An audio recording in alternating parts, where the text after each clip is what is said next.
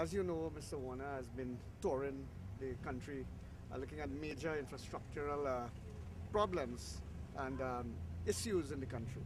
And I have had some of these issues, and I looked at some of my bridges in the constituency last week, and I called him, and he indicated to me that he would be available today to come and look at some of these bridges. However, we have had this long-standing issue of the Caripachima River here, that it needs a retaining wall because even the property around here is caving in, and it's a major river in this area, and we would need to get that done. Also the widening of the roads, because this is a very busy junction, and as you can see, it's 2-lane traffic. We want to turn this into 3-lane traffic by putting the pavements on the inwards, and so giving more roadway.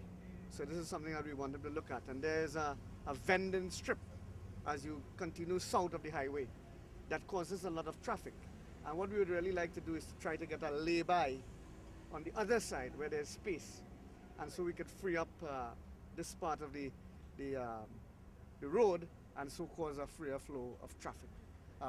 We'd also like to get another exit at where the Hindu Credit Union facility is, so people can come off there, and not everyone has to filter in here. So this is the starting point of the tour. We also have roads that were paved recently that we would like him to open, and see some of the bridges that was the initial starting point for the discussions. I want to thank him for coming to Caroni Central. Caroni Central is a constituency that is landlocked. There's no sea, there's no port, there's no industry as we would have in Couva on the western end.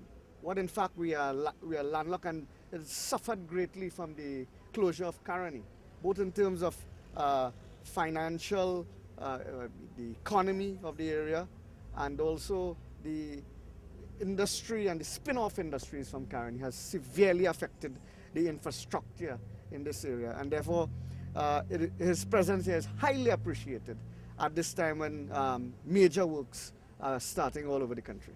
We are talking here about major projects.